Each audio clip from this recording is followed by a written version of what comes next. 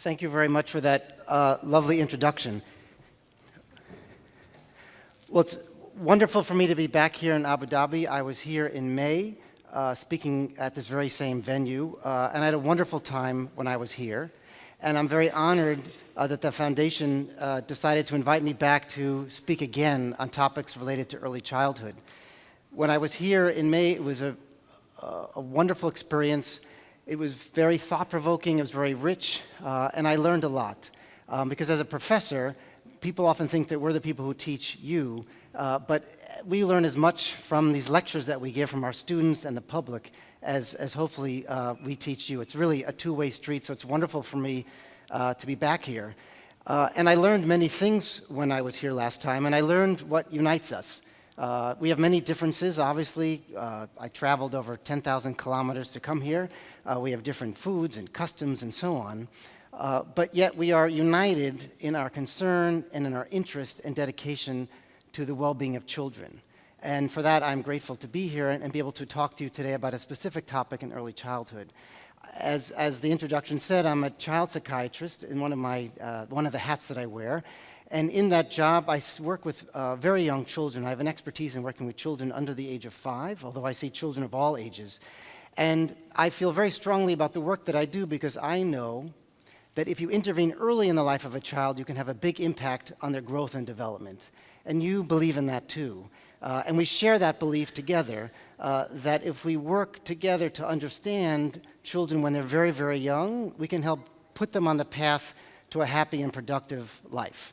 And that's why I'm here today, that we share this, and we know that if we help a child, children don't live in isolation. When we help children, we help the child, we help the family, and we actually, I think, and I feel very strong that we actually help society. That society is a better place when we focus on children, and especially when we focus on young children and their growing families. And that's why I'm here today to share what I know about siblings with all of you. So, the last time I was here, I talked about effective limit setting with your child. So today we're going to broaden that out, and we're going to talk about a larger group of children. And one of the interesting things that I've already learned in preparing this talk and meeting with a group of fellows who are part of the Foundation's fellowship program is how different things are between, say, the US and the UAE. But yet there are many commonalities. And so I will try and bridge those differences during the course of this talk. But unfortunately, some of the research, or most of the research that's been done, has been done in the US and the UK. And so I've had to do a lot of using my clinical experience and my knowledge about the universal aspects of childhood to make this relevant to everybody here in this audience. And there are relevant things. And so one thing that's relevant, here we go, is sibling rivalry. So a few important points to make from the very beginning. One, sibling rivalry is universal. We see it across culture, across time. We see it in little families. We see it in big families. We see it all over. So wherever you find children, and we'll talk about why, you're going to find sibling rivalry. We also know that sibling relationships are important, and I'll be talking about that. And for those of you who came to my talk last time, you'll know that I have a particular way of speaking about these sorts of topics.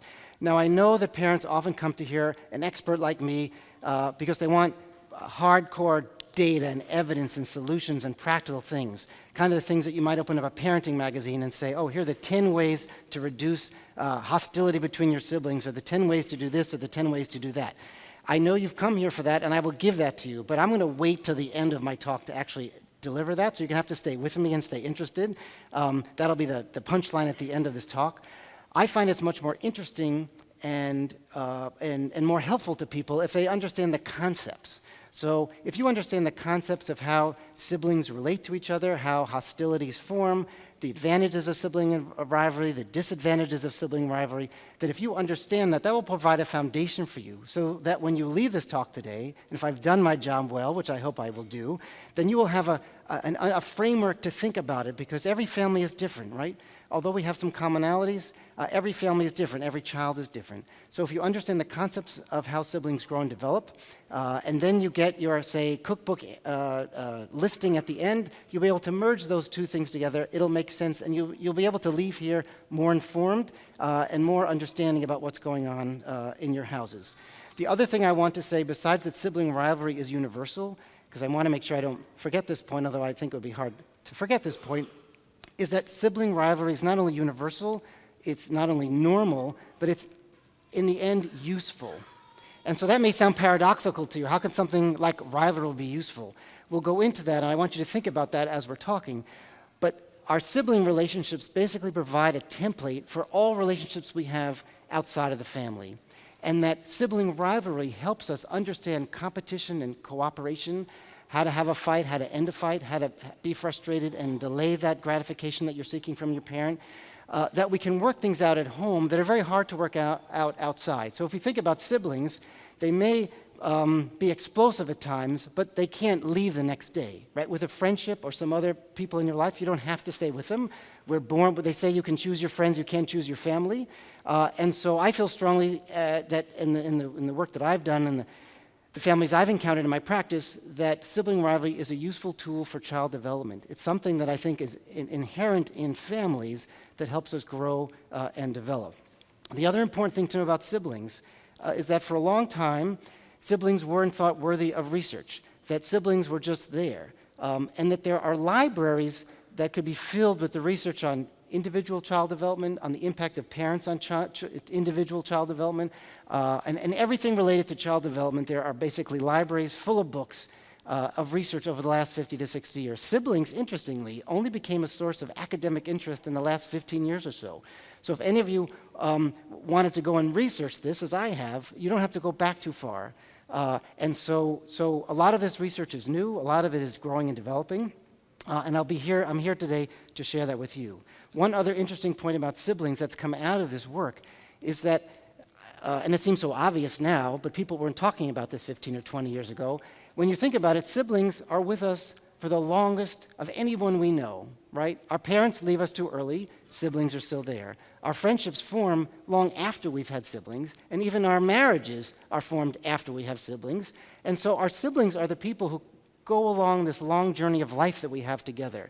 So in a way, what's interesting about this gap in research is that the most important people in our lives, the most continuous people in our lives, and I will argue later, people in our lives who actually shape who we become, have not been studied and not looked at. So this is all quite new information that we'll be talking about today.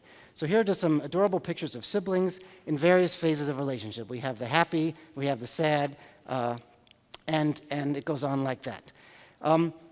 What are some, I'm not going to spend a lot of time on this, but there are a lot of research obstacles that get in the way of trying to understand sibling relationships. And for those of you who are interested in research or are budding researchers who have done some research, whenever there's a research study and you want to study one thing, you have to try and eliminate all the variables and have the two groups that you're studying be exactly the same except for the one thing that you vary. And so here's just a list of all the various things that get in the way of studying siblings. It's not impossible, but these are the things that get in the way of studying siblings. So what do we do in psychology and psychiatry when we're trying to understand human behavior? And right, sibling rivalry is a form of human behavior. Sibling relationships is a form of human behavior. We go and look at the animal world, which has provided wonderful models for studying all kinds of things: attachment, separation, anxiety, depression, family structure. We use animals all the time as a primary source of jump-starting a field of research. The problem is animals are very different from how animals live and have families very differently than we do, right? So animals have broods and then they leave the nest very quickly. Animals often don't have this long period of dependence that we have. And in fact, if we want to understand hardcore sibling rivalry, you can go and look at the animal world, because things like these spotted hyenas or the African eagles, parents often, not to get too gory, but parents often stand by and watch as they rip each other literally to shreds. Or parents don't pay attention to infants and little chicks or little hyenas, or you name the species, who don't seem to be doing well. We're very different from the animal species, fortunately, because we have something that's called compassion. You know, as human beings, we've developed this altruistic, compassionate side, and so we actually tend to those who can't make it, whereas others in the animal kingdom eliminate them. So what's the crux of sibling rivalry? It's about this love-hate relationship. And as I'm talking today, you know, many of you are parents, I'm sure, in the audience, and you'll be thinking about your own children and how you're parenting them and what you're seeing in your own children, and we will have time at the end to take plenty of questions.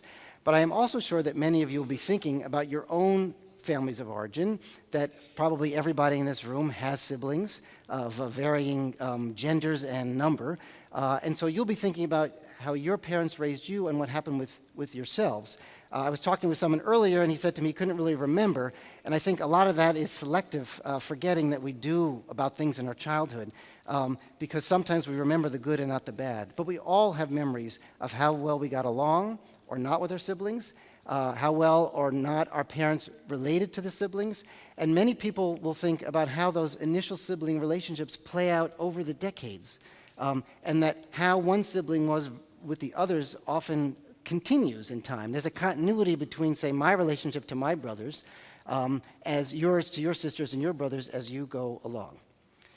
So here we go. So what happens in siblings, and what do we notice about siblings? So we often focus on the hate side of siblings, and this is a talk on sibling rivalry. I've even kind of stacked the deck in the title of this talk, that we're going to be thinking about conflict and hostility. But I don't want to lose sight of a very important function in siblings, and that's the love side, the warmth and cooperation that happens between siblings. There's plenty of competition and conflict. That's why parents would come to me, say. And in fact, even in the last week, I was paying much closer attention in the last few weeks. No, I was coming to Abu Dhabi to address you about siblings, and I can't in my office actually almost ignore it. There was the couple I saw just at the end of last week. I'm working with their 5-year-old boy who's in kindergarten, and half the conversation was about the 2-year-old brother who doesn't have very good language, who creates conflict wherever he can go. And maybe I'll bring him up later. But conflict, competition, very easy to see. It's a complaint that parents have. It's what they may talk to a pediatrician or a developmentalist about, or an early childhood worker. But also there's tremendous amounts of love and cooperation, and I think that's something not to lose sight of. So, what is sibling rivalry about, and how does it come to be? So no talk about sibling relationships and sibling rivalry would be worth its weight if we didn't talk about, well, what is sibling rivalry, and where does it come from? It's a term we all throw around. I think we probably have a common understanding about what sibling rivalry is, but it basically, a useful way to think about it is it's like an economy, and the economy is run by the parents, and the children are all the recipients of that economy. And the parents only have so much affection and attention that they can give, right? We all know that the love we have can expand to meet the needs of all of our children. I remember, I have 2 children, and I remember after my first child was born, and I had that infatuation that I'll talk about in a moment that we all have, and I thought, how could I have a second child? How could I ever have? You're just feels like your heart's going to break, right, when you have that first child, and you see her in the nursery, and then you take them home. How can you have room for another child? Well, the human heart is a very interesting thing, and that I believe strongly, and we know, that it can have more love the next time, and the next time, and the next time. There's sort of no limit. That's the wonderful thing about love, right? That there's no limit. However, there is a limit to attention and affection with the expressions of love, right? So love is a concept that we feel. Feelings can grow to fit the space, but our behaviors can't always match that feeling, right? So I may love my kids equally, but I only have so much attention and affection in me to express at any one time. And kids are exquisitely sensitive to their parents. So back to the economy. So the economy is one in which for each new child born, they have to divide the pie up into smaller pieces, right? And so each time the pie is divided up into another piece, there's a decrease in the amount of affection and attention that children can receive. But let's go back even earlier. So where does this all start? And I think it's very important that we start at the beginning. And it starts at birth, because we have developed a system, a very effective system, a very efficient system for survivability. So what do I mean by that? What I mean by that is through evolution and through biology, we have been conditioned to create a system where children are born and they get the affection and the attention they need. And we know that children need safety and security and food and clothing and shelter. Those are all the basics that they need. But that's not enough. Children need affection and attention. And you all know that. You didn't need to have me come here and tell you that. But we've built a biological system that makes that happen. And it's quite amazing when you think about it. And this is research from infancy that we know very well, that infants are born in ways that actually promote the parents' direct involvement. And what do I mean by that? So anyone who's had a baby or sees a baby is drawn in instantly. No matter where you are in the world, that if you see a newborn baby, you feel this urge to go towards that baby. The face of the baby, and I don't have a picture of a baby's face here, is actually designed to trigger things in a parent. And if it's your baby, you're even more drawn to that baby. And actually, so baby has a face that's very cute. That cuteness is not just cute, it actually guides a parent's sort of attention radar in. Babies also have things, reflexes in their body when they're born. We know that newborn infants have reflexes that those of you who are parents may remember. So you put a baby, like there's this baby right here in the front row. You put the baby in your arms, and what does she do? She turns, right? She turns to nurse, so it's a survivability reflex, but that feeling feels really good. For those of you who held a newborn in your arms, there's something just so wonderful about that. If you put a newborn in your neck, there's a reflex that the baby's conditioned to turn into your neck. They don't just stand there like a toy, they go into you. We also know that infants' vision, so it used to be thought that infants were born blind. That's what my grandmother thought, and I don't know about your grandmothers. We actually know that infants do have vision, they prefer black and white, and they actually prefer, if you show the infants a variety of shapes, it turns out that they're most interested in one particular shape, which is an inverted triangle, so a triangle that goes like this. They're also interested not in colors, but in edges and black and white. And when you think about what's an inverted triangle, it's sort of the parent's face, right? And they are conditioned to look at the parent's face. They prefer to look at the parent's face. And their vision actually is about 12 inches. They have very good, like 12-inch vision, but they don't have very good distance vision. And when you think about what can they see, most clearly is the parent's eyes. So this position actually helps the child look into the parent's eyes. It generates these warm feelings in the parent to look back into that infant's eyes, and there you have it, you have bonding. The other thing we know from brain research in parents is that, especially in mothers, that mothers will, when they've done brain imaging studies of mothers and played them tapes of their infant's cry or another infant's cry, or show them images of their parent, their baby's face versus another baby's face, that mothers in their brains, selected parts of the brain light up to their baby's cry and to their baby's face. That not only is the mother feeling sort of inside and outside these good feelings about her baby, but she's actually registering it at a biological, at a brain level. So we know from research that this affection and attention is this complicated, beautiful system, that it keeps parents engaged, it makes them pay attention to their child, and provide that child with all the things that they need. A byproduct of this is that it helps children grow and develop into healthy, productive people. It gives them self-esteem, it makes them feel accepted, it makes them feel like their needs are met, it makes them attach in a secure and healthy way. And this system is amazing for the baby until the next sibling comes along, right? The next sibling comes along and the whole bubble is burst. And hopefully the parent has, again, enough love and wherewithal to keep providing that to the baby. But it's a system that we know exists for everyone. Now, so that's what we've known for a while. We've known that siblings require attention and affection, and sibling rivalry occurs because there's nothing left. We also know that from only children, which is a huge phenomenon in the US. About 20% of married women have only one child in the US. I wonder what the percent is here. It's got to be a lot different. And so we know that only children, right? How could they have sibling rivalry? So we know where it comes from and what it's about, and I'll be talking about it a little bit later. But there's this new idea that I introduced at the beginning of the talk, which is what? Which is that siblings have a direct impact on who we become. And this is new. That we've known for a long time that obviously parents influence who we become. We've known that our environment influences who we become. We know that friendships that we seek influence who we become. We know that our culture influences. There's a long list of things that influence directly who we become.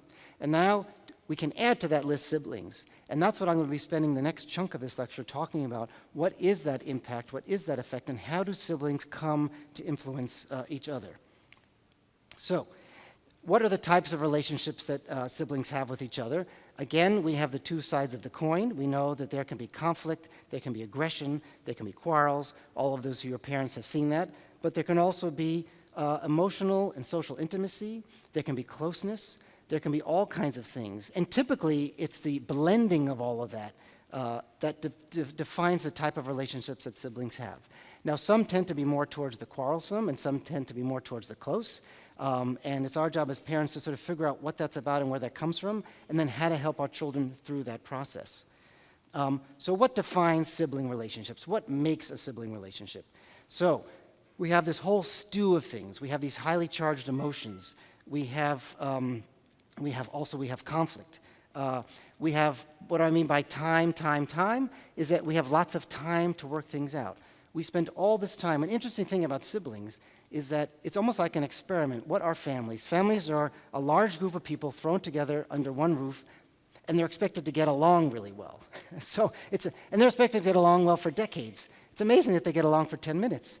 But it's this whole interaction of all of these things, and especially this last one, which is intimate knowledge of each other.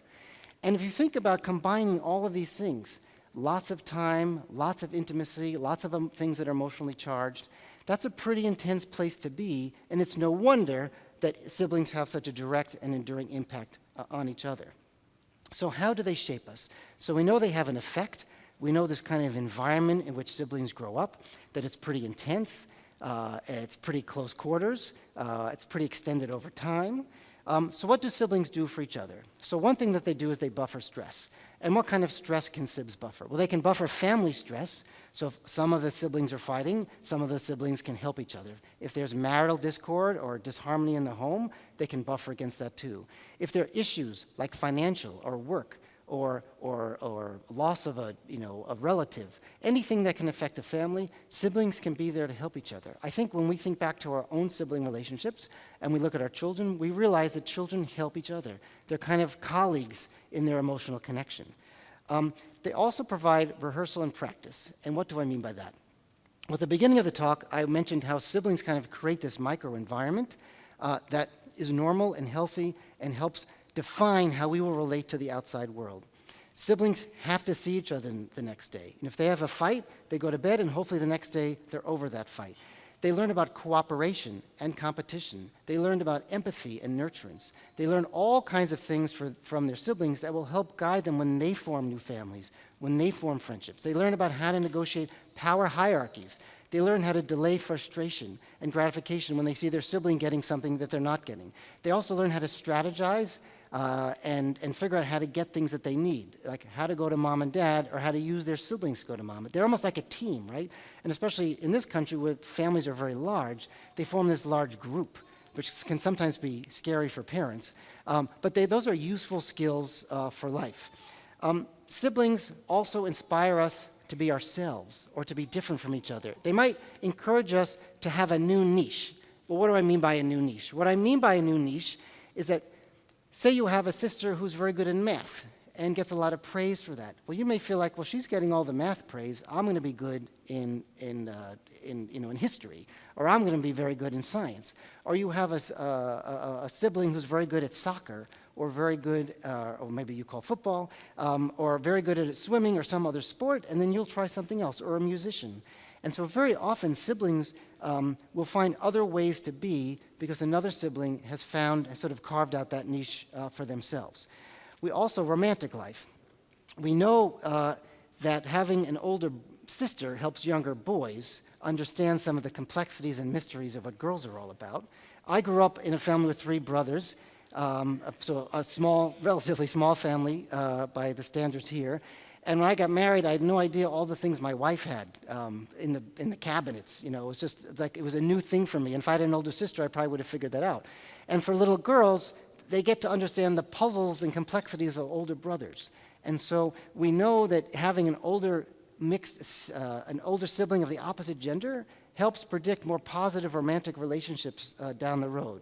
And so what do siblings help with? They help with the romantic relationship, they help solve conflicts, they help understand cooperation. And for older children, they also help with that, as older children take care of their younger children, they learn concepts of nurturance and empathy that they probably wouldn't get in another setting. Younger children get from older brothers and sisters that sense of wisdom and wiseness that often those younger children, as they look up hopefully, to their older children's behavior, the good behavior. We'll talk about good and bad behavior and how that affects younger siblings. But they may adopt those kinds of behavioral practices. They may admire the older sibling who's confident, who's a leader, or has skills, or who imparts their wisdom onto the younger siblings. So you can see we're building a case here for how important siblings are for each other. So what are the different kinds of influences on sibling relationships? We've talked a little bit about gender pairing. We know that sisters can be very close, that there's a strong intimacy between sisters, and that sister-sister, so there's 3 types of gender pairings, right? There's brother-brother, sister-sister, and cross-gender. We know that the closest, research has shown that the closest relationships are between 2 sisters. We also know that that can be what we call a double-edged sword. On the one hand, it's very positive to have that sibling intimate relationship. We also know that when it comes to being aggressive towards each other, that when we know more about a sibling, we can also use it against a sibling. We can go for their jugular, as we say. We know that brother-brothers relationships are also very strong, and we also know that cross-gendered can be strong, although we do know that the most aggression within a sibling relationship, on average, tends to be the younger brother and the older sister. That was a surprise to me when I learned this, because I thought it didn't make sense. I thought the brother-brother thing, like brothers are always fighting each other. But it turns out that younger brothers often fight more frequently with their older sisters, but luckily for the older sister, she's usually bigger and stronger and can just sort of end the battle quite quickly. Sibling temperament is another influence. Those of you with children know that each sibling brings a different temperament. We have our quiet ones, our noisy ones. We have the ones who are easily irritated and those who are very patient. We have those who are very dramatic and those who might be very shy. And so that's another factor that influences the other siblings. We also know, we talked about gender and age. I want to spend some time talking about household organization. This is probably one of the biggest impacts on siblings, and that comes from the parent. Parents have a major influence, as we know, on individual children. There's tons of research that shows the impact that parents have, and I mentioned some of it earlier. But parents have a big impact on how siblings get along. Parents are probably the major force and the major factor in how siblings get along with each other. That probably makes a lot of sense to you. That parents set the stage for how siblings interact with each other. And so by household organization, I mean 2 things: how functionally well running a household is. So we know that families that run well, kids like predictability, they like consistency. That's probably, if there's one thing that kids like a lot, is to know what's going to happen next, and that from day to day, things stay relatively similar as best as possible in the chaotic worlds we live in. That the more chaotic a family, the more stress there is on children, and that stress gets translated to the sibling relationships. So in a chaotically run home, or home for whatever reason, that stress translates to the sibling relationship, and you might see more conflict and more disharmony. We also know that when parents are getting along well, that has a direct, positive, beneficial effect on children. So when parents are together, we'll talk more about this in the practical suggestions part of my presentation, that when parents are together, they share things, they share a common vision of parenting, that goes a long way to help siblings get along. Now, parents aren't expected to be identical, right? That one parent is usually lenient and one parent is usually more strict, and that's as it should be. Children should not have carbon copy parents, or relatives and aunts and uncles or other grandparents, whoever might be living in the house. They need to learn that people have different reactions to them, but there has to be some commonality, some kind of core value system about how you're raising your children. That's very important. We'll talk specifically later. The other thing that's important is how well the parents are getting along. When there's marital discard, when there's a lot of fighting, that has, again, that's a huge stress on children. And we know from research that has a negative impact on children individually and how siblings get along. So when we think about sibling rivalry and sibling hostility, at the end of the talk, I'll be talking about specific ways to try and manage it.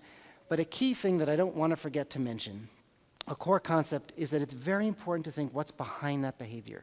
If you see your children fighting, you want to think, where is that coming from, rather than what am I going to do about it? It's really a two-step process. So here I'm getting ahead of myself and giving you some core advice.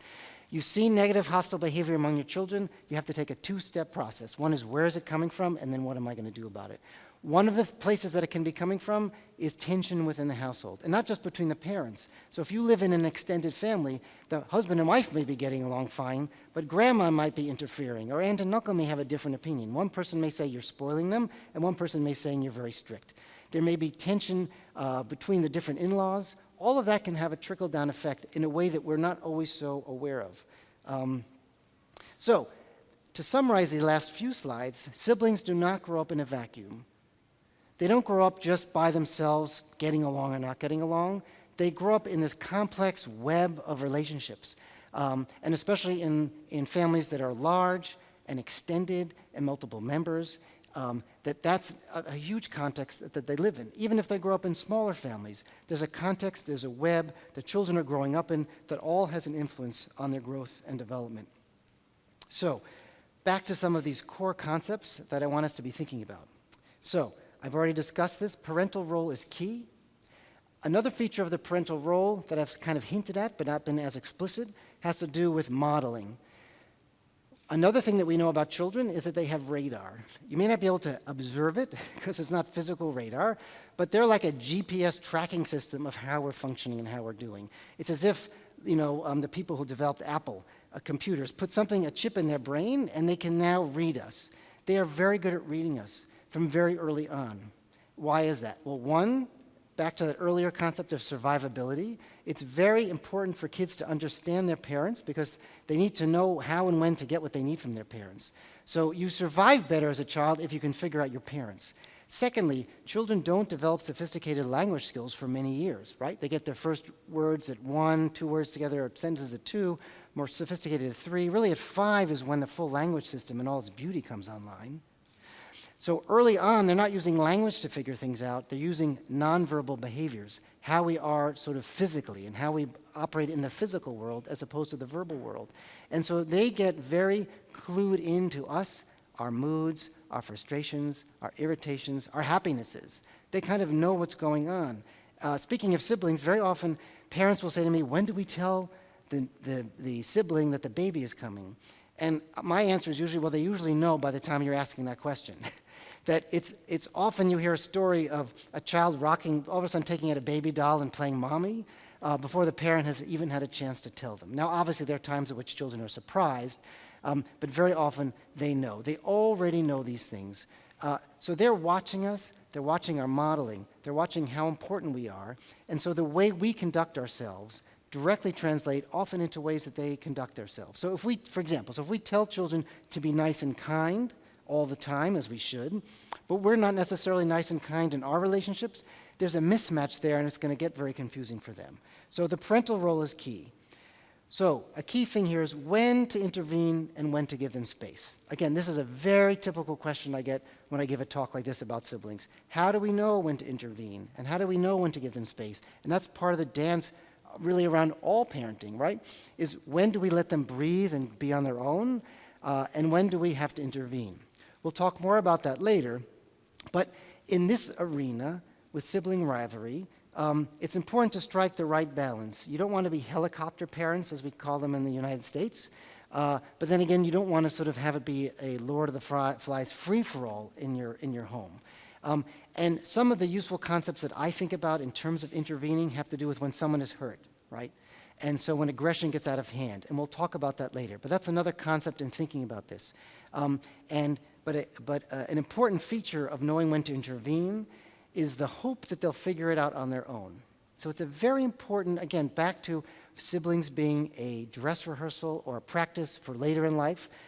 One of the best things you can give your children is to have them develop the ability to figure out problems on their own, come up with solutions on their own, not always running in to solve it. So I advise not waiting till someone is hurt or waiting till the screams have gotten deafening, but to see, can you get your kids to help figure out the problems on their own? All kids want attention, and all kids need attention, but what kind of attention? Obviously, here we want to give them positive attention. What kind of positive attention? Praise, praise, praise. I'm going to emphasize that later on, but I can't say more about praising them for actual behaviors. There's a large literature on praising children, and we don't have time to go into that today, but the part that relates to sibling issues and sibling relationships has to do with what we found. And what we found with praise is that while it's important to praise children, praise has to be linked to specific behaviors. So if a child hears all day long how wonderful they are, we found from research that they don't do as well as kids where that praise is tied to, you did a good job on that math project, or you really, you studied really hard, or you did a great job on that assignment, or you did a great job with your friends. Or with siblings, when you see your children getting along well, it's important to give them that positive reinforcement. Kids love positive reinforcement. That's the kind of attention that children need. Children often seek out negative attention, and they get it, and what happens with negative attention is that there becomes a feedback loop to ask for more negative attention, right? So the more they learn a negative lesson, the more they go back to that lesson, even though it seems surprising to us. So how does that relate to siblings? How it relates to siblings has to do with the concept I was saying just a few moments ago. When you see kids not getting along, your children, you have to think the two-step process. Where is it from, and how do I deal with it? Kids not getting along can come from many sources, but one of which can be to get your attention, right? So some kids learn early on that if they start whining and squealing and complaining, mommy and daddy are going to rush in. That's why we don't rush in right away. We hang back. We see where it goes. Because if every time the kids have a quarrel and a parent or an adult or grandparent steps in, then that sort of reinforces that negative feedback loop. Development. Development is a two-way street. What I mean by that as a concept is that we influence children and children influence us. So it's not just our influence that I'm talking about here, but kids have an impact on us. That child who's more difficult to manage has an impact on us. The child who is easier to manage has an impact on us. And we need to be aware of that, and I'll get to that in a little bit. So, but let's move to an important part here. I'm going to walk over and get some water as I'm talking. The biggest change that can happen in a family is the addition of a new sibling. This is another topic that comes up all the time when I give a talk like this. What do we do when we have a new sibling? And what happens? What's the impact? Well, there's probably not a bigger impact on a child other than the loss of someone than the addition of someone. The addition of a new child fundamentally changes the structure of a family. Each time a new sibling is born, the family fundamentally changes. So when the second child comes, they enter a family that was 3 and now is 4. When the next child enters the family, they enter a family that was 4 and now is 5. Each time there's a reconstituting of the family and its relationships. It's a very disruptive psychological process. It's one that can have a very positive outcome, but it's one that comes with a lot of psychological conflict, especially for the older siblings, because of this fundamental change. What do we see when that happens? We can see a lot of regression, and I should have added aggression. What do I mean by regression? What commonly happens is that the older child reverts back to younger ways of being. It's very typical when the baby comes along for a child who's no longer sucking the thumb or using a pacifier, a child who's no longer wetting the bed, who's gotten out of their diapers, who is going off to school happy and healthy and fine, to have a new sibling come and then all of a sudden revert back to that old way. Why are they doing that? Well, it's very understandable because if you have a new member of your family who's getting all kinds of attention that's directed at a much younger way of being, you do the math inside your head and you realize, wow, if I start sucking my thumb or wetting the bed or start having separation issues, I'm going to get that kind of attention. Parents will come to me and say they're very worried about this. What I tell them is wait 2 to 3 months. 2 to 3 months is a usual time of readjustment to the new sibling being born. That regression is normal. It's expectable. And in fact, if it doesn't happen, you should be blessed because it is so normal. Now, each time a new sibling is born, that may not happen. But for every child, somewhere along the way, they're going to experience that regression. They may also experience aggression.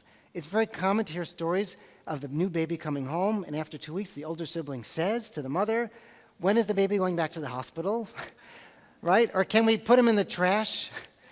Or can someone else adopt this baby? He was cute, but good riddance. That's a very common thing as well, because they don't want someone else taking their spot. Someone once said, and I wish I could take ownership of this, but I have to give credit where it's due, that psychologically, for a child, having a new child come into the house is like having a parent take on a new lover and discarding the old one, and it's very much at that level, that fundamental level of betrayal. It feels like a betrayal remember that pie, which they were very happy with that piece of pie because, the third child knows that there's just 33% of that pie, and the fourth child knows it's just 25%. They don't know once upon a time there was 50% or 100%, but what they do know is when their 25% goes down to 20% and 15%, that there's a decrease in their economy, and they're getting a lot less than they used to. So what influences the sibling influence? And there are a lot of things that influence these sibling influences, and I'm going to go through them one at a time. Some may be more relevant than others. So birth order. The one place that there's been a lot of research over time is on the effect of birth order. And what we know is that birth order, there's controversial research. Some says it's very important, and some says it's not very important. What we do know is important, and the research has really held out, is that the firstborn research seems to hold true. And what do we know about firstborns? And this is true no matter what the size of the family is. Firstborns tend to be more achievement-oriented, more parent-pleasing. They tend to be a little bit more cautious and conscientious, and they often tend to be leaders. Well, that makes a lot of sense because they're leaders of the brood. They also are the ones who've always had the most attention from their parents. We know from studies that have looked at adults, so for example, like in the United States, more than half of the presidents of the United States have either been firstborns or onlyborns. If you look at the CEOs of major companies in the United States, the majority of them are firstborn. If we look at all kinds of data sets, that firstborns tend to be more successful. Now, that does not mean that laterborns are not successful. It just means that firstborns may be more successful. We know that in large families, birth order plays much less of a role, and in smaller families, it plays a larger role. And why is that? The reason why is that in larger families, and we'll talk about this when I talk about larger families, the power is sort of more evenly distributed. You don't have, say, in 2 or 3 children families, the older child dominating and being like a mini king or queen to the brood. That when you have a larger family, birth order matters less.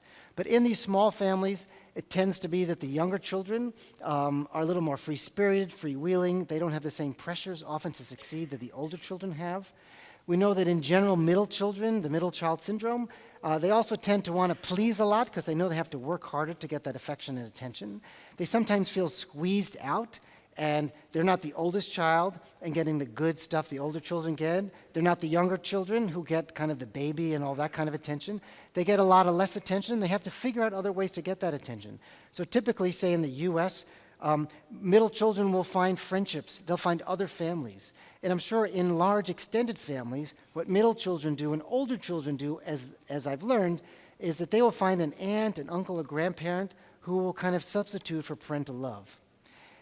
And that gives me a moment to describe what happens in extended families, which is really a wonderful thing. Children become very aware that their parents may not have all the time and attention to give them, but they know there are other places to go. Extended families afford children that ability. Big family, small family. We know that in big families that the role of attention and affection is much less important and that children seek it out from each other. They seek it out from aunts and uncles, as I was saying. And we know from research that children born in large families tend to be more altruistic. They tend to be more cooperative. They tend to be more interdependent. They become more of a team, more of a group, more of like a squad.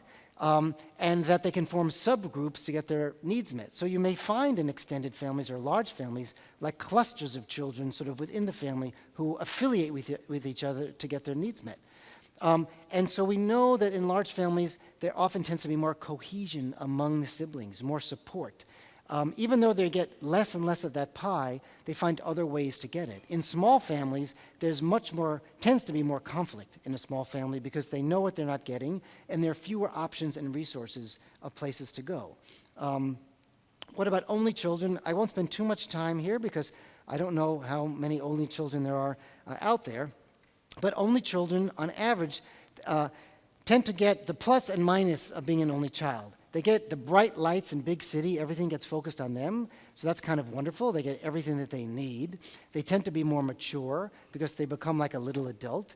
Some would say that they lose a little bit of childhood because all their life is basically spent around older people. They tend to be higher achieving because they've been able to sort of focus on achievement. And so it's kind of a double-edged sword to be an only child. Miscellaneous. What do we mean by miscellaneous? Well, there are many categories that fit into miscellaneous, and these are how these things influence the growth and development of sibling relationships.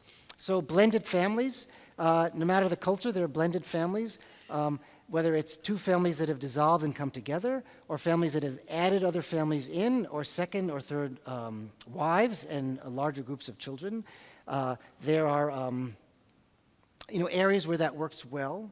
And there are areas where there can be more competition. Because if a new family moves in, it can create resentment and hostility. or it can add to more of the merriment. In blended families, again, we go back to the parents playing the central role. When people come to me and say, we're forming these two families, say there have been divorces and two people are remarrying, and people will come to me and say, how do we make this work? Or they've come afterwards, say a year later, and they say, we're falling apart. What I sit parents down and talk to them about is, well, what are you doing, right? The focus is usually on get them to behave. But they didn't get my lecture, so you guys are lucky. They didn't get the lecture on what's behind the behavior, and then what is the behavior? Like, where is it coming from? And I talk to them about where it's coming from. Typically, the parents haven't come together and made decisions about how they're going to raise the children together. They haven't been proactive. Again, jump-starting or getting ahead of myself for the advice part of this talk, that prevention is the best medicine. That if we work early in our relationships with our children, we can prevent hostilities from forming later. Well, what do I mean by that? So when families are forming together, it's very important for the new mother and the new father to have conversations with the older children. And before that, to have conversations themselves about what are their values about child rearing? How do they feel about setting limits? How do they feel about being lenient? How are they going to move forward in these families? And the more they can lay the groundwork or set a framework ahead of time, that's going to play a big role in helping them. Twins are another unique example of siblings. We know that twins form very unique relationships, especially identical twins, that twins tend to develop certain skills later on because they have each other, and they have each other for life. Fraternal twins are more like regular siblings. And often what happens, though, is twins get lumped together as the twins. And so sometimes it's hard for twins to break out and form their own identity. You'll have to tell me later if this happens here in your families, but very often in the U.S., they can be dressed alike, they be referred to as the twins, and later on, twins will often feel like they didn't get to develop their own identity. However, there are also advantages because you have someone who knows you intimately and emotionally and very well, and that can lead to a long and enduring relationship.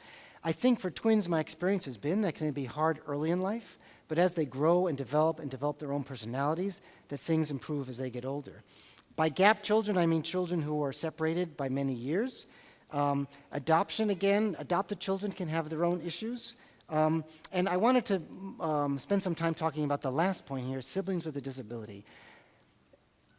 Because we've seen a sea change in how children with disabilities are treated within a family. And one of our fellows works with autistic children, and I understand there are programs developed here to help with autistic children.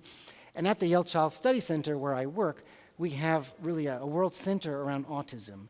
And so I've learned a lot from my colleagues who've developed a lot of programs and understanding. It's interesting, particularly with autism, but you can extend that to Down syndrome, cerebral palsy, any kind of disability, and see the change that's happened. So when I was born in the early 60s, I hope you'll all say, God, you look too young to be born in the early 60s. When I was born in the early 60s, if a parent in the US had a child who had a severe disability, the parents would be advised by the doctors that that child should be put in an institution. So the current, the thinking at that time was that children with disabilities had a negative impact on siblings, and that it was almost an injustice to keep that sibling at home because the other siblings would be damaged in some way by the presence of a sibling. That was the culture at the time.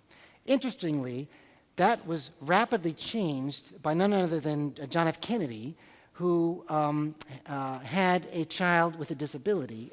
His family had a child with a disability, and they kept that child and didn't put that child in an institution. And often when a global leader makes a significant change in how family structure works, it can have a huge dramatic ripple effect.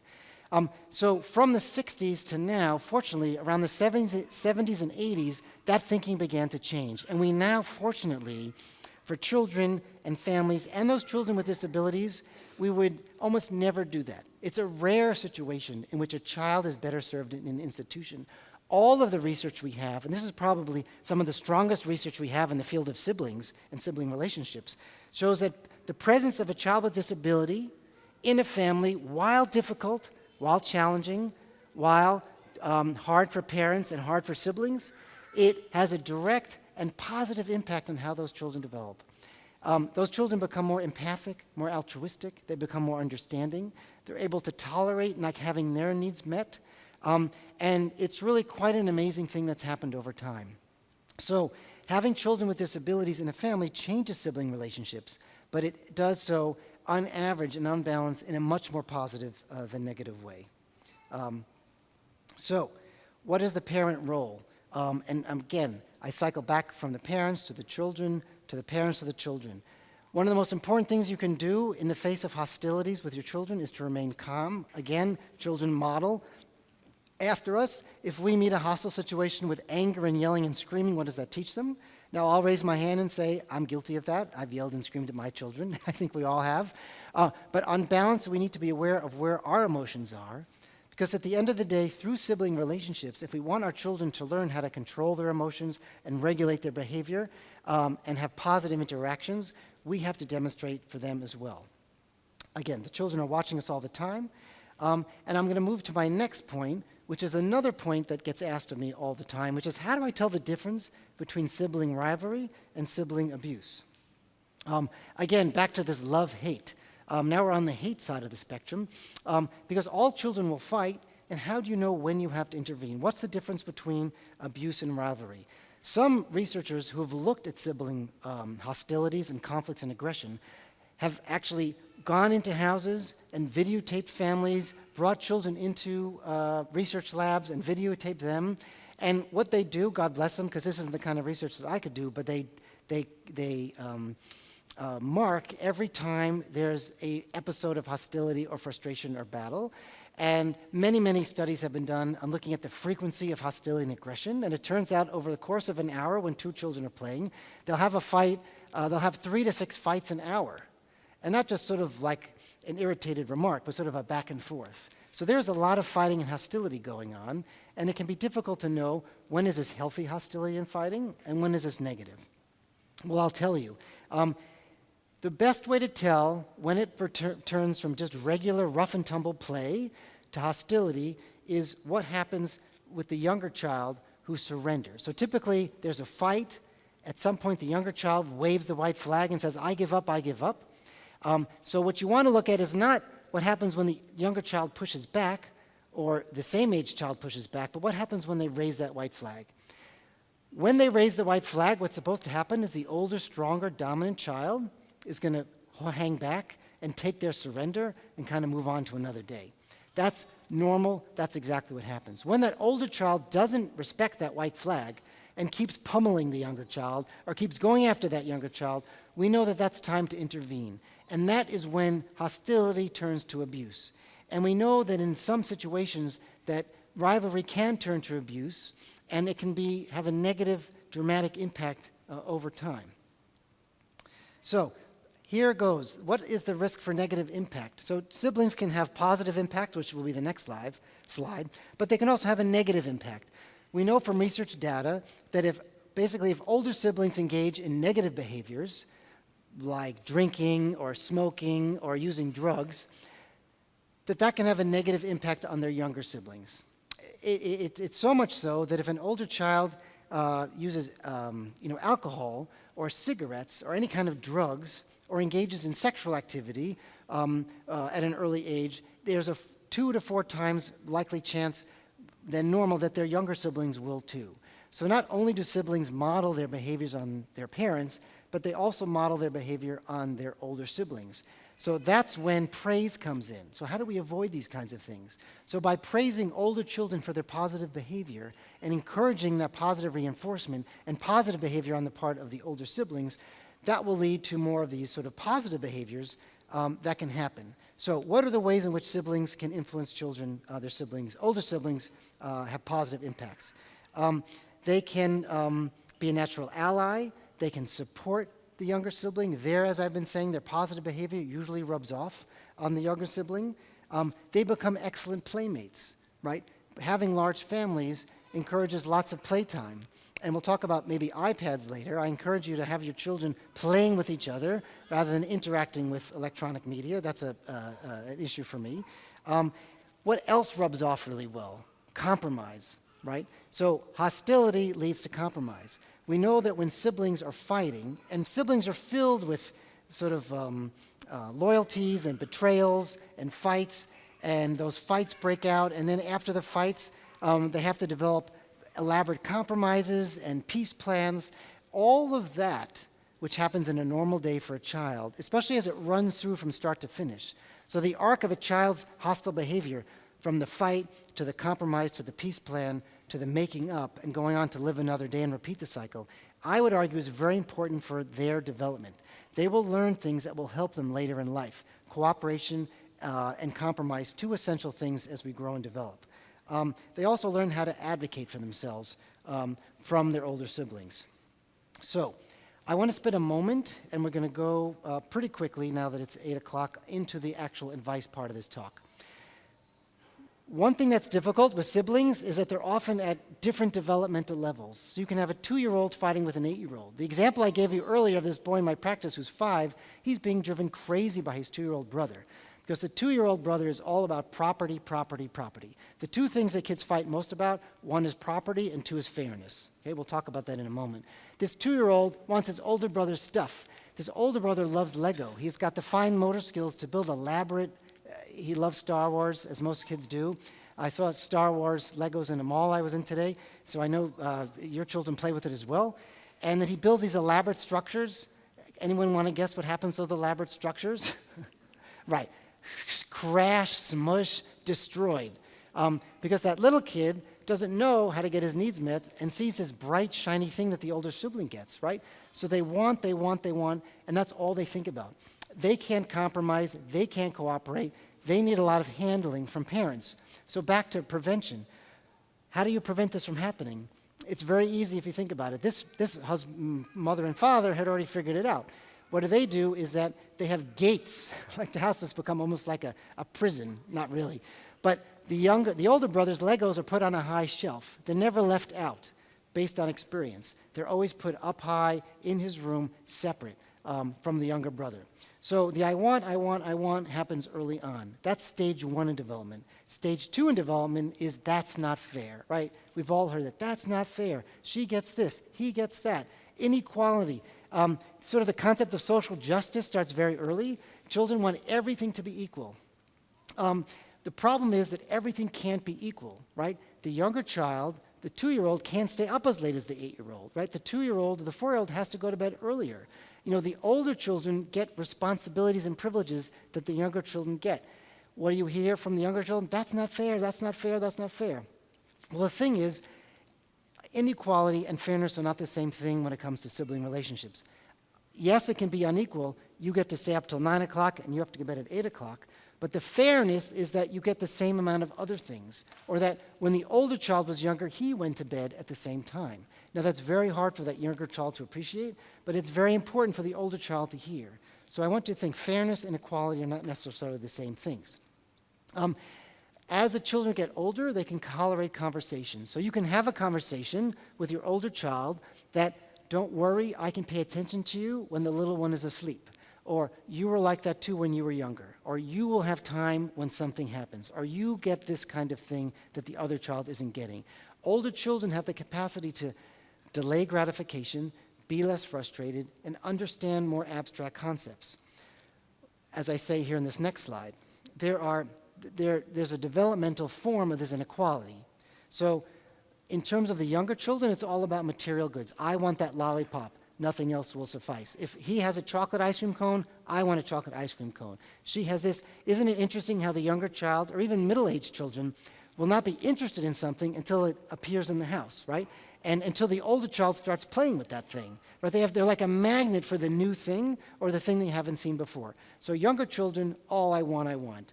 What are the experiential forms of inequality? Well, that has to do with that same thing, like she gets to stay up later than I do, or she gets to do this, or she gets to do that. That happens from 5 to about 8.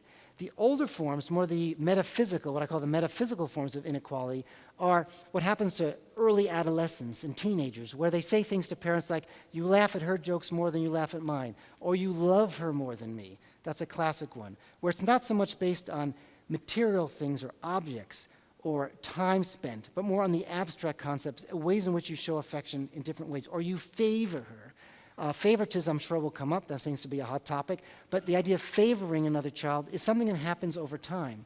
So you can see if you have a large family, some at the I want that lollipop, some at the you favor her more than me, it can often be difficult to cross those developmental lines when you're trying to parent your kids. I'll spend just a minute on the positive role of sibling play before we go on to advice and questions. So sibling play is very important, and that's why I talked about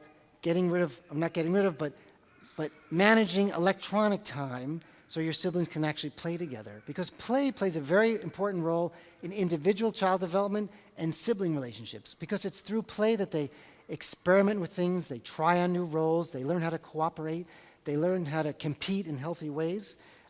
It also provides an emotionality, it provides shared experience. Because if we think about what our siblings give us is that shared experience. And if we have the misfortune to lose a sibling, what people say is that they sort of lose part of their history. And that history starts very early on with play. So even though play can go awry and play can lead to hostility, play is an extremely important, and we can have a whole lecture, and hopefully at some time one of my colleagues or I will come back and talk to you about the significance of play. The most important part of play, though, is the understanding of mental states. That I can understand that my sibling has her own interests, her own beliefs, her own feelings. And I end with feelings because that's going to be our bridge to what to do when your kids don't get along. Because if you can get your child to understand that her sister or brother has feelings, you may be able to make an impact. Like if you say, when you steal her toy or take her purse or cut her or do something that's going to hurt her feelings. That's kind of how we teach young children to learn. That's how we teach them empathy. That's how we teach them that others have other mental states that are different from our own. Younger children can't appreciate this, but that's a key lesson that children have to learn, and where they learn it best, they learn it through parenting, and they learn it often through play.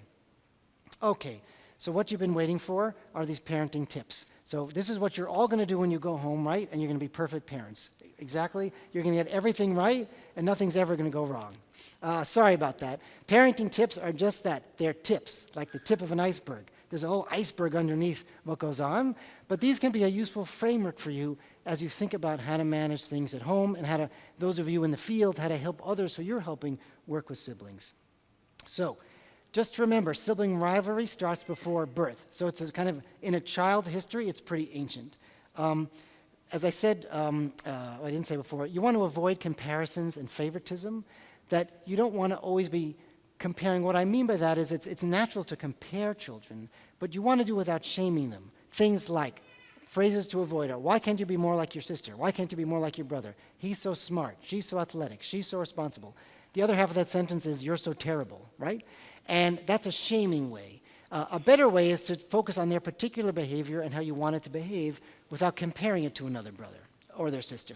Favoritism, a moment on favoritism.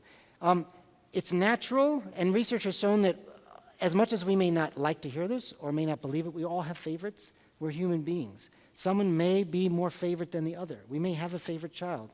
The thing is to acknowledge that and not let that interfere with our interactions with our children, because favoritism has a negative impact on both sides. It has a negative impact on the favorite child, and that's news to a lot of people. Who wouldn't want to be the favorite child?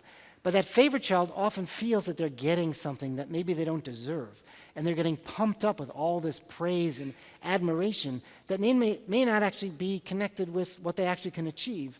And remember, I talked about siblings and families being practiced for the real world. They go off into the real world, and here they are, Mr. Like my chef, Justice, I'm the most favorite of my 9 siblings, and the world may not treat them that way. And they may learn a lesson later on that's much harder than if they were not the favorite child. And obviously, the unfavored child develops poor self-esteem, poor coping processes, abilities, and often can be more depressed and more anxious. So favoritism and the direct expressions of favoritism are something you want to avoid. You want to be calm. I put it there 3 times. Calm, calm, calm. In the face of hostility, very hard. Again, I raised my hand earlier. If the other thing is to listen before you act. Calm and listen. So how do we do that? So again, you don't want to rush right in unless someone's life is in danger. You want to let your blood pressure go down, right? Because anger and hostility is contagious, right? If you're around people who are angry and hostile, your blood begins to boil. It's your kids that are not behaving. You may respond that way. I advise you, take a step, take a breath, their lives won't end. You take a few minutes just to calm yourself down and to listen. You want to use few words because they're not going to listen to many words. And you want to focus on what's really important. So if they're fighting over the toy, which we'll come back to over and over again, the toy isn't the thing. The thing is mommy time or daddy time. And you want to focus on what's important. The toy isn't important. What's really important is getting time to spend with grandma, grandpa, and uncle, or someone else. You want to ignore what's very trivial. That's kind of like the tattletaling, right? Hope that translates into other languages as well. That the kids who come all the time to tell on their brother and sister, you want to ignore that. Tattletaling is something that no parent really likes to hear, and the best way to deal with it is ignoring unless there's physical harm going on, right? So what I advise parents to do is to say, is someone being hurt? Is someone's life in danger? Or is there some kind of verbal abuse going on? Then you want to stop that. So you want them to be the decider when appropriate. You want them to try and figure out their problems. You want to encourage them to use their feelings, right? Again, as I was saying before, the more you can encourage them to use, I feel that my feelings are hurt when you did that to me. Again, that enters into the realm of emotional language, and we know from studies on emotional intelligence that kids who use the language of emotion more often have better social outcome, better academic outcome, and more self-confidence. That they're much healthier individuals when they can use the language of feelings and when they can use it appropriately. You want to balance, again, this is again sort of repeating what I've been saying, balancing telling them what to do versus letting them figure it out. And in your conversations with them, you want to reinforce that the family tie is probably much more important than the squabble going on. That you're part of a family, we're a family that gets along, we're a family that tries to get along, we're a family that does our best to get along, even if we're not getting along at that moment. And the value of family supersedes the sibling relationship, especially at times of conflict. Again, you don't want to take sides. You want to try and blame the problem, not the child. Again, not to shame them or humiliate them. Talk about the conflict that's going on between them. Sharing, you want to label what is shared and what isn't. So someone told me that one solution that parents have, and I see this, is to, if 3 kids are fighting over a toy, you go out and buy 3 toys. My advice is not to do that. That kind of smooths over the problem, right? It's much easier to have 3 of the same toy or 5 of the same toy than it is to have the kids squabble.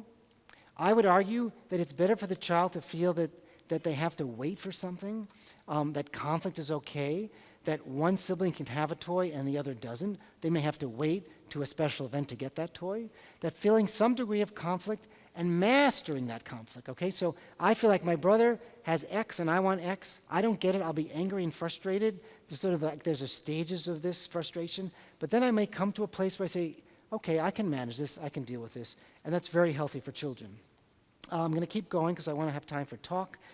Swift punishment for violence and aggression. So I've emphasized hanging back, listening, waiting, if you can. But there's the major exception to this rule is when someone is being hurt, either verbally or physically. So you should not tolerate any physical aggression that's harmful or verbal aggression. There's no name calling, and you can repeat this to your children. There's no name calling, there's no hurting, and there's no making fun of a sibling if they've been punished or had a limit set. Those are kind of like the 3 key parts of what parents I'm permitting you to do and encouraging you to do.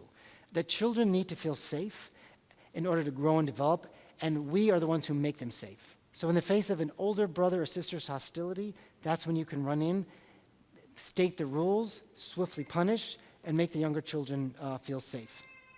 You need to make all your children feel important, even if you have 9 or 10 of them. And it doesn't take lots of hours and lots of time. Hugs, kisses, affection, mommy time, daddy time, that each child in their own way. And this is not generic importance, but finding the thing that makes them unique. I'm sure no matter how many children you have, you can probably identify a quality that makes them different from their siblings. So, I remember when I was growing up, I had an older brother who was very successful, and everything seemed to come easy to him. And I had flubbed something, and I remember to this day my mother saying to me, "Oh, but Michael, you're good at X." And I remember that stuck with me, that, oh, he's good at X, or he's good at Y, and I'm good at X. What happens to children in moments when a sibling is getting praised for something, they sort of like forget, like flies out of their brains that they're actually good at things. Ways in which you can make them feel important are there if you just look for them. So what are our goals for our children in thinking through sibling relationships? We want them to learn how to communicate in positive ways. We want them to be problem solvers. Problem solving is a very effective thing to learn in your families because it will help you as you grow older. It helps you with friendships. It helps you with school. It helps you with work. It helps you when you create your own families. You want to help them focus on win-win solutions. Win-win is the opposite of zero-sum. So with people who study the art of compromise, they call zero-sum solutions where one person gets everything, right, another person gets nothing. Win-win solutions are when each person has to give up something but also get something. So when you're crafting a compromise for your children, when you have to intervene, you want to think, how does each person get something, right? That's a valuable lesson to learn. And you also want to have your children see themselves as part of a team and not as competitors. That's where that family value comes in. Reinforcing that family value, very important. So, a couple of key things, key parenting tips that I'll share with you as we get close to the end. There's just a few more slides. That when you see two children fighting over a toy, do not go out and buy the second one a toy, or the third one, or the fourth one. What you say to them is that either you get a timeout or the toy gets a timeout, right? So that will kind of be a wake-up call to them, because each one, right, you have two kids fighting over this, say a Game Boy, and they both want the Game Boy, and you say to them, look, either you're getting timeouts or the toy's getting a timeout, sort of neutralizes it, right? Neither one gets the thing that they want, and they have to take a break from the fight, and they have to start to think and problem solve and come to some compromise and come to some consensus. The other key point that's not on this slide is that when there is a fight, a very typical sibling thing is, but she started it, right? Who's ever heard that? He started it, she started it. Once there's a fight, I give you permission to say it doesn't matter who started the fight. Because if you become a detective and have to piece together like the origin of that fight, you'll be there for like, forget about it, right? That's like the worst thing imaginable. And no fight is so big that you have to find the start, right? Like, it's not some major crime in the city where you want a detective squad to come in and find out what happened. It's like they're fighting over something. They're annoying each other. Once the fight starts, I think it's very important to say, look, a quarrel takes two people, right? He may have started it, but you contributed. Again, give the toy the timeout, and if there's a quarrel, they're both responsible. So, working it out themselves, again, this is just to reinforce a goal of sibling relationships, which will invest them with the possibility of a happy future, will be to work out their problems themselves. And why is that? Because they're lifelong partners. And when you get to be a lifelong partner, we know that positive sibling relationships lead to positive outcomes, social adjustment, emotional adjustment, academic success, and success in marriages later on. Again, that even though there's hostility and there's fighting among siblings, at the end of the day, they also learn cooperation, they learn love, they learn trust, and they learn that these bonds are really not breakable, right? That it's the rare family where bonds get broken. And when they do get broken, they kind of violate, I think, cross-cultural taboos, right? It's very unusual for siblings not to talk to each other because the goal here is to have them look like these three. They'll probably fight. They probably started fighting right after this picture was taken. But again, they're lifelong partners, and it's through this partnership that they can become, really productive members, sort of within themselves, in their families, and in society. So I will end the talk here with this slide, and I think we have maybe 15, 20 minutes for questions, and I'll end here. So I'll open the floor for questions. Thank you very much.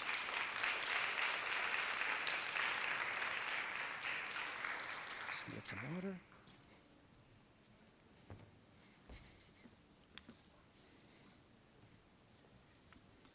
Thank you. There's a lot of talk about how to space your kids. Do I have children right away? Do I wait 5 years to each give them attention? And I just was wondering if you can comment on what studies have shown, your opinions, and what you found with families. Right. That's a really good question, and that's a question that comes up a lot.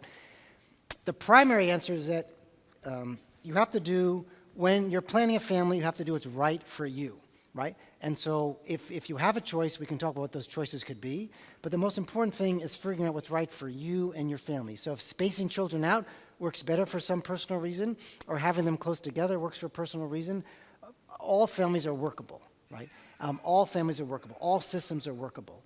What we do find, though, is that children, it's interesting that in terms of the level of conflict in a family, studies have shown that when there's many, many children, or children are spaced far apart, like 5 years and 7 years, that there's much less conflict. Well, why is that? In large families, again, there's a more even distribution of power between the siblings. And there's so many siblings that they all find ways to get along with each other. In families where there's huge gaps, those children are fighting over different niches. So when there's a 5-year-old brother and a newborn, that 5-year-old brother isn't looking for the same things that the newborn is looking for. And so there'll be less conflict. And we find that when children are spaced out more by 2 or 3 years, they're so close developmentally. Remember I talked about they fight over, the material goods, the objects versus fairness versus abstract concepts. When they're occupying the same niche, there's more capacity for conflict. Now, what I found in general is that I'm not sure how much of a difference that makes at the end of the day. What makes a difference is how the parents manage whichever system they've created. So I think that people should not base their spacing of children on research data. They should base their spacing on their culture, their families, kind of what they're looking for. Because I know and have worked with families that have all possibilities, and that I found that all are obviously completely workable. Yes, please. Yes. Dr. Michael, thank you very much for this great talk. Is there research to show that people who get along well with their siblings become better marriage partners? Yes, there is research, and I'm glad you asked the question, because I wanted to make sure that that was communicated in my talk, that we find that positive sibling relationships lead to positive friendships, positive life satisfaction, and positive and healthy marriage partners. That there's a strong correlation between what happens in your family and what happens when you create a family. So yes, that is very much true. Thank you, Doctor, about the... Yes. As you said about the disabled child in a family between the siblings who are like quite normal than this one. So like Can you speak a little louder? I have 6 children, and one of them are autistic, and 5 of them are normal. So it's like a huge gap is between these two. So I have these 5 who are forming a gang, Right. as I say, and one is left over, and they are not how to deal with this problem, and to get them along. Because they're not getting along. Yes. Right. Well, that's a very good question. So that is a big challenge, because autistic children or children with disabilities can present difficulties. Especially autistic children who by nature don't relate well to others, right? Who don't seek out playmates, who don't seek out positivity. They're very internal. So again, we get back to that prevention is the best medicine. So it's important for the older siblings to be educated about what autism is, to use books and resources to help explain to them, because very often for children it's confusing when you have an expectation of how a child is supposed to act. Then you have, say, an autistic child who's going to act very differently. And it's confusing and off-putting, and sometimes they may react by retreating or blaming. And so that's where I would advise a lot of intervention and a lot of planning around that with your children, to describe to them, to use the word autism. And then what I would do is sort of give them jobs, caretaking jobs of that sibling, to the degree that they can manage it. Sort of very short, very little, so they actually help take care, that they have actual time that they have to spend with their sibling. Now, it depends upon the severity of the autism. Like some autistic children really can't relate, and it might be dangerous. They may be harmful. But I would help them maybe have, I wouldn't call it enforced time, because that sounds more like a demand, but work towards having them figure out ways that they can interact, with their sibling who has autism. And that also, when they do something well, to praise them. So if you see one child being nice to that, give them lots of praise. So you want to work a positive reinforcement system so the other siblings see, wow, I get praise from Dad when I'm nice to my sibling. And then lastly, I don't know if there are support groups that often you can find other families who have autistic children, and then they may get together and talk to each other and feel that comfort and support from other children. Next question, there's a mic.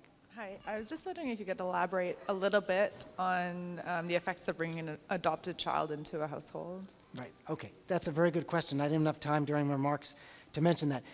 Well, there are a lot of variables in an adopted child, right? So there's the age of the child. Do they come as 2 days out of the nursery? Do they come as a 2-year-old or a 5-year-old? Sometimes adopted children come from different cultures. Sometimes adopted children come and there's already a child that age. So again, like having a child with a disability in the sense that having an adopted child can be a benefit for children, right? Or it can be negative, like who's this adopted child? What attention are they taking away from me? Initially, there's probably skepticism, but for some children, it could be a source of excitement. I think what's important, again, getting back to that parental role, it's how you frame it, that you give the children enough time, you talk to them about it, you read them books about it, you get resources about it, that you give them time to work through the negativity that they may have. Now, you may have a child who's super excited about the adopted child, and they stay excited, or they may, once the adopted child comes, it kind of loses its luster. But I think there are a lot of resources around literature to help your child with. But I think how the parents set the stage will be a lot. I also think just reminding that child that no matter if it's the biological children, that you love them no matter what. And that you may also appeal to their altruistic side, because there must be a reason why this child is being adopted. And usually that's a circumstance that wasn't favorable to the adopted child. So that can be part of what's communicated, that we as a family value altruism, charity, helping, and we brought that in. So I think it's important to be open with your children about it, to try and set that stage. Other questions?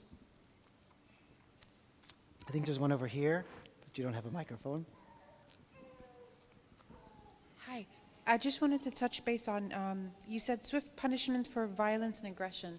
So could you give us an example of what a swift punishment is? Okay. And when you're punishing the child for whatever wrong they did, do you advise it to happen in front of their sibling, privately?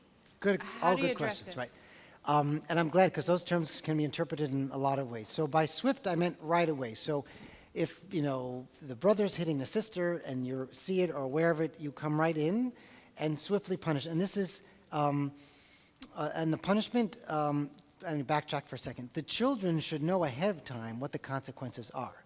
So again, setting the stage is very important. So the siblings should know that if you hit one of your sisters or I find you being aggressive, this is the punishment, and then you lay out the punishment. And it depends upon the age of the child. And usually it has to be direct and immediate. So for example, a timeout is the typical, where the child has to go for, say, depending on the age of the child, 10 minutes, 20 minutes, a half hour to their room, where they're separated from the family. So the punishment is a timeout punishment. And you said, in front of, yes. So, and that is important to be done if the other child is right there. You don't have to bring the child in to see the punishment, but typically in those situations, the other kid is right there, and it's okay for them. This is not a punishment that's whispered in secret. This is a punishment, again, it's not with shaming or humiliation. It's done matter-of-factly. Like we don't hit children in our family. You don't hit your brother. You know the consequences. You have a timeout. It's not, you're a bad person. How could you ever do that? I'm so ashamed of you. What does that mean? You're a horrible person. It's done kind of back to the talk I gave in May about limit setting, which is sort of neutral, words, direct command about how we live in our family, and the consequence of that behavior is you go to your room.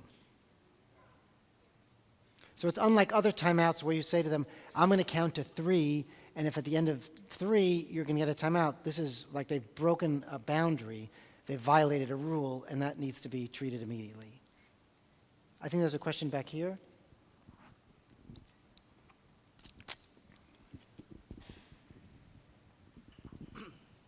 So assume you have a family that has siblings that are close in age, 3 or more. I was curious if there are certain activities that you recommend that kind of promotes, collaboration and kind of constructive play with the children and the siblings, and also, at what point in time do you think about creating an environment where they should be playing together versus separately doing different things alone? Okay, also an excellent question.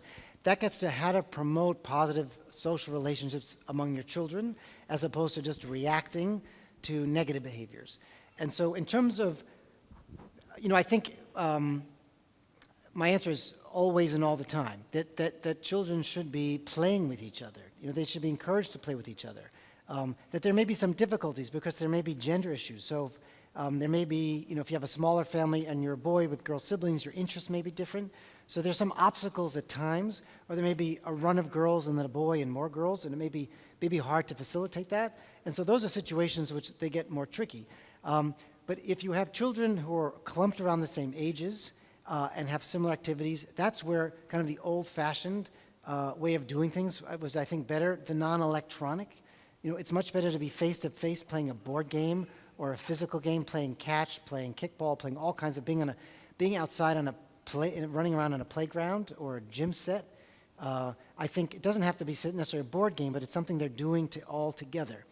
And so I think the more you can promote those kinds of activities, or even doing things as a family, as much as you can, even when they go see cousins. So in extended families, it's not just the siblings, but the cousins that also matter. So if you have one boy and lots of girls, you want to find cousins and so on who have the same age, and you can work out the same things with cousins that you can with siblings. So I think it starts very early on, and I think avoiding electronics and having other play materials at home that foster that, blocks and Legos and board games and puzzles and all the kinds of things that fill up toy stores can be used for children to play with together and to learn these positive skills. Now, there's going to be fighting and cheating and yelling and screaming. It's not always pretty, but that's how children will learn to cooperate together. I hope that answered your question. Oh, there's a question down here. I think it's going to be the last question, and the mic is going to be. If it's on hand, what is Say it a little bit. if it's on hand, and if I can decide, what would be the best number of siblings? The best number of siblings? Yeah, 1, 2, 3, and what is the ultimate one? And, I'd only what is put the my ages should be between them? right. 1 year, 2 years between them, or more, less? I'm glad you asked the question because it reminds me of the question that the woman asked before. There is no magic number. That's what's great about nature, right? Like, it's great that you can have any number of children that we're born with an endless capacity, to have children.